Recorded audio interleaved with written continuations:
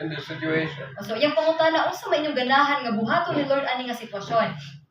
And the father wanted patience and for everybody to combine and to join together and be of one mind. So ang katong di pamilya is naging pasensyoso siya nga kanang sila tibuok pamilya na agi sila usa ra gid ka panghuna-huna. So one daughter was upset because her sister was getting all the attention for the last couple of months and she was not getting any attention. So ang katubong niya magsuon nga babae is nagselos na pud bali na siya selos siyang magsuon kay tungod kay mo tay nagmasakit tuan nila tanang atensyon. The mother, as I told you, she wanted a big amount of money to take the child over there. So di ba ningon ang mama nga ganahan siya kwarta para daro na sa anak niya ospital. So I said, what can the church do?